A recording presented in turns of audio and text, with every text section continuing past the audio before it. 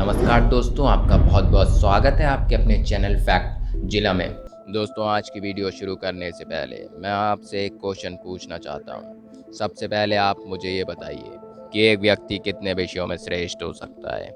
आपका जो भी उत्तर है हमें कमेंट करके ज़रूर बताएं। अगर इसके उत्तर में हम आपको एक ऐसा जवाब दें कि एक व्यक्ति ऐसा था जो एक या दो विषय में नहीं बल्कि हमारे स्कूल में पढ़ाए जाने वाले सभी विषयों से भी अधिक विषयों में सबसे श्रेष्ठ था, तो क्या आप हमारी बात पर यकीन करेंगे? भले ही आपको सुनने में गलत लग रहा हो, लेकिन ये बात सच है। आज की इस वीडियो में हम एक ऐसे व्यक्ति के बारे में बात करेंगे जो एक या दो सब्जेक्ट्स में नहीं बल्कि सभी सब्जेक्ट्स में श्रेष्ठ थे। जी हाँ दोस्तों, आज हम बात करेंगे लियोनार्डो दा विंची के बारे में। लियोनार्डो दा विंची एक scientist, sculpture, mathematicians, architecture, painter, harmonist, writer, engineer, inventor आदि कई विषयों में महारत हासिल थी। और इसके साथ ही एनाटॉमी यानी कि शरीर की रचना, एस्ट्रोलॉजी, जियोलॉजी, बॉटनी और हिस्ट्री का भी बहुत अधिक ज्ञान था। तो दोस्तों, आप हैरान हो गए होंगे कि एक व्यक्ति इतने सारे विषयों में कैसे श्रेष्ठ हो सकता है। तो दोस्तों, लियोनार्डो दा विंची के रोचक तथ्य जानने के लिए हमारे साथ वीडियो में बने रहिए। तो चलिए दोस्तों, वीडियो शुरू करते हैं। वीडियो शुरू करने से पहले आपसे विनती है कि अगर आप हमारे चैनल पर नए हैं तो हमारे चैनल को सब्सक्राइब जरूर कीजिएगा और बेल आइकन पर क्लिक करना ना भूलें। तो दोस्तों, आज वीडियो में हम बात करने वाले हैं लियोनार्डो दा विंची के बारे में। इनके बारे में बताने के लिए बहुत कुछ है, लेकिन इसे एक वीडियो के माध्यम से कवर कर पाना बेहद मुश्किल है। लियोनार्डो दा विंची का जन्म 15 अप्रैल 1452 को इटली के फ्लोरेंस के निकट विंची में हुआ था। इनके पिता इटली के प्रसिद्ध वकील थे। ऐसा माना जाता है लियोनार्डो दा विंची अपने पिता के नाजायज पुत्र थे। लियोनार्डो दा विंची जब 14 साल के थे तब उनके मन में मूर्ति बनाने का शौक उभरा। बाल्यकाल में ही उनकी पहचान विरोचियो से हुई, जिनसे उन्होंने मूर्ति कला, वास्तुकला, चित्रकला, अभियांत्रिकी कला का प्रशिक्षण प्राप्त किया। विरोचियो उनकी लगन और परिश्रम को देखकर काफ़ी उनसे खुश हुए। कहा जाता है कि लियोनार्डो दा विंची ने जब विरोचियो के साथ एक चित्र में वायु और एक देवदूत का चित्र चित्रित किया, जिसे देखकर विरोचियो हैरान रह गए थे और फिर विरोचियो ने चित्रांकन करना ही छोड़ दिया था। तो चलिए दोस्तों, अब हम लियोनार्डो दा विंची के बारे में कुछ अमेजिंग फैक्ट जानते हैं।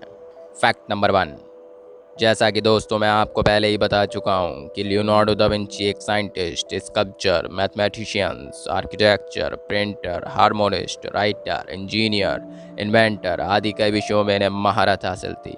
और इसके साथ ही साथ एनाटॉमी यानी कि शरीर की रचना, एस्ट्रोलॉजी, जियोलॉजी, बॉटनी और हिस्ट्री का भी बहुत अधिक ज्ञान था।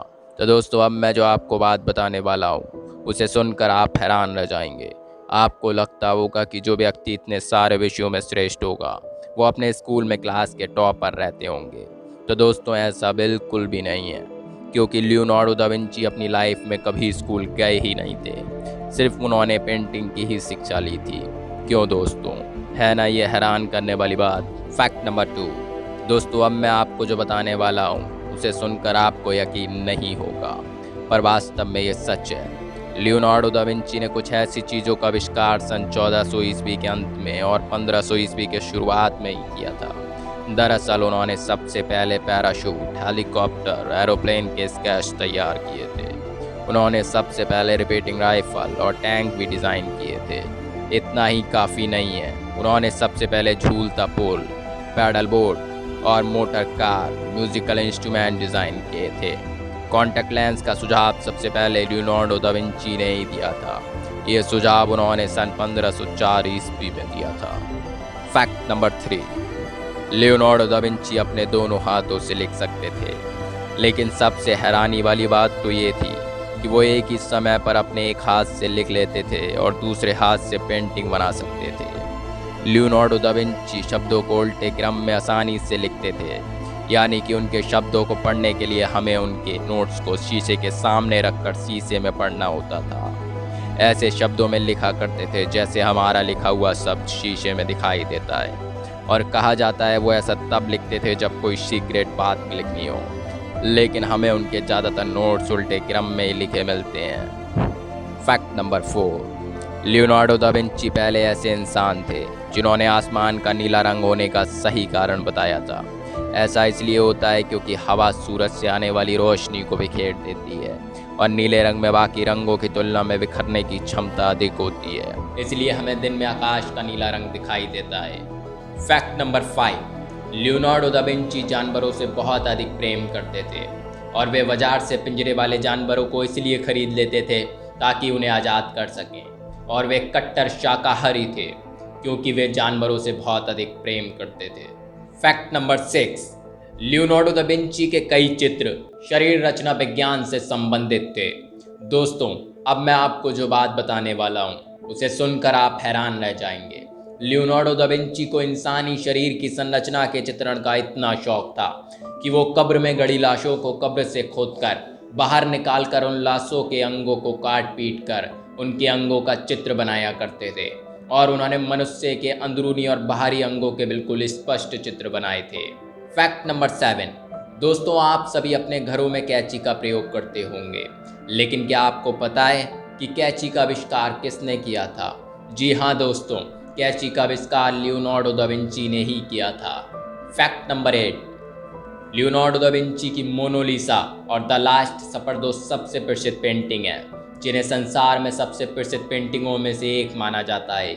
एक फेस रिकॉग्नाइजेशन के अनुसार मोनालिसा को 83% खुश और 9% डिस्गस्टेड, 6% डरी हुई और 2% गुस्से में माना गया है।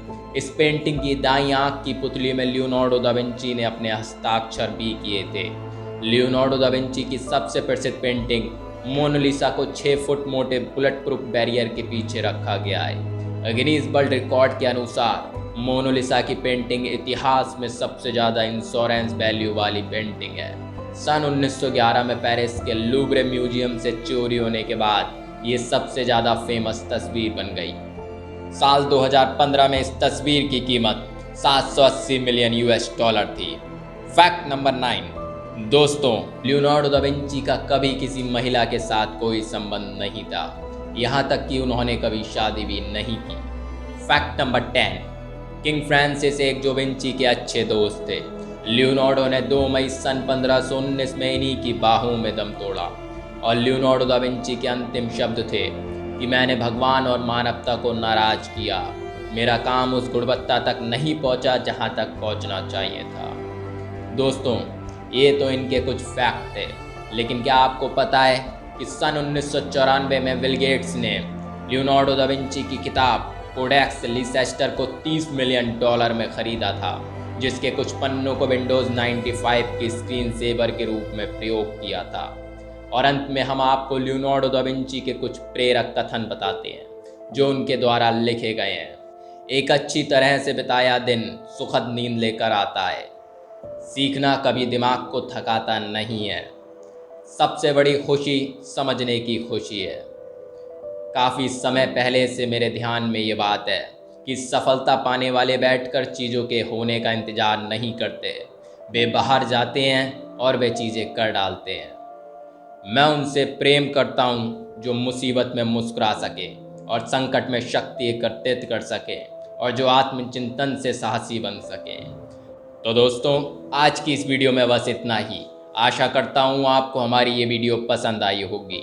अगर हमारी ये वीडियो पसंद आई हो तो इस वीडियो को लाइक शेयर करना ना भूलें, और हाँ, इसी तरह की वीडियो देखने के लिए हमारे चैनल को सब्सक्राइब जरूर करें। फिर मिलते हैं एक नई वीडियो के साथ।